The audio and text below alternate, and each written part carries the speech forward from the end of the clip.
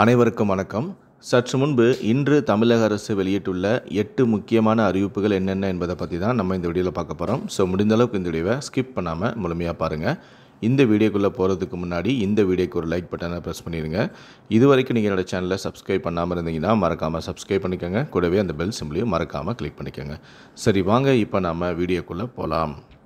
முதல் அறிவிப்பு: அரசு கலை அறிவியல் கல்லூரியில் பயில இதற்கு முன் விண்ணப்பித்தவர்கள் மீண்டும் விண்ணப்பிக்க வாய்ப்பு அளிக்கப்பட்டுள்ளது. இன்று முதல் 5ஆம் தேதி வரை TNGASA என்ற இணையதளத்தில் விண்ணப்பிக்கலாம் என கல்லூரி கல்வி இயக்குனர் தெரிவித்துள்ளார். ஒரு பாடப்பிரிவில் சேர்ந்த மாணவர்கள் வேறொரு பாடப்பிரிவில் சேர விரும்பினால் காலியிடம் இருப்பின் அந்த வாய்ப்பும் வழங்கப்படும் எனவும் அவர் தெரிவித்துள்ளார். இரண்டாவது அறிவிப்பு: தமிழ்நாட்டில் உள்ள அனைத்து பானிபூரி கடைகளில் சோதனை நடத்த உணவுத்துறை ஆணையர் உத்தரவிட்டுள்ளார். பானிபூரி கடைகளில் பயன்படுத்தப்படும் பூரி மசாலா நீரின் மாதிரிகளை சோதனை செய்ய ஆணையிட்டுள்ளார். பானிபூரிக்கான மசாலா நீரில் பச்சை நிற நிறமி சேர்க்கப்படுவதாக புகார் எழுந்துள்ள நிலையில் இந்த சோதனை நடவடிக்கை மேற்கொள்ளப்பட்டுள்ளது. மூன்றாவது அறிவிப்பு: மேற்கு திசை காற்றின் வேக மாறுபாடு காரணமாக இன்று முதல் 8ஆம் தேதி வரை தமிழகத்தில் ஓரிரு இடங்களிலும் புதுவை மற்றும் காரைக்கால் பகுதிகளிலும் லேசான முதல் மிதமான மழை பெய்யக்கூடும் என வானிலை ஆய்வு மையம் தெரிவித்துள்ளது. நான்காவது அறிவிப்பு: ஸ்ரீவில்லிபுத்தூர் ஆனி மாத பிரதோஷத்தை முன்னிட்டு நாளை முதல் இன்று முதல் 4 நாட்களுக்கு சதுரகிரி செல்ல அனுமதி அளிக்கப்பட்டுள்ளது. இன்று முதல் 6ஆம் தேதி வரை 4 நாட்களுக்கு தரிசனம் செய்ய பக்தர்களுக்கு அனுமதியும் வழங்கப்பட்டுள்ளது.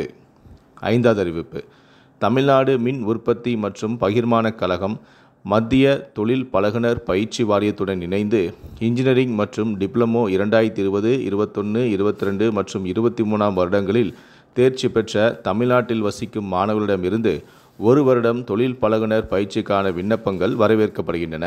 மேற்கூறிய தகுதி உள்ள மாணவர்கள் ஆன்லைனில் விண்ணப்பிக்கலாம் எனவும் விவரங்களுக்கு www.board.srb.com என்ற இணையதளத்தில் தெரிந்து கொள்ளலாம் எனவும் விண்ணப்பிக்க கடைசி தேதி 31/7/2024 எனவும் கூறியுள்ளது.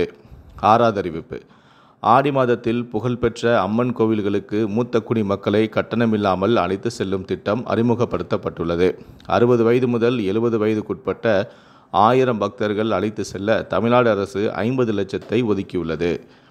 ஏழாவது அறிவிப்பு: தமிழ்நாடு டாக்டர் அம்பேத்கர் சட்ட பல்கலைக்கழகத்தின் இணைவு பெற்றுள்ள அனைத்து சட்டக் கல்லூரிகள் மற்றும் பல்கலைக்கழகத்தின் கீழ் இயங்கி வரும் சீர்மிகு சட்டப்பள்ளி ஆகியவற்றில் நடத்தப்படும் 3 ஆண்டு LLB சட்டப்படிப்பில் இந்த ஆண்டில் மாணவர் சேர்க்கை நடக்க உள்ளது.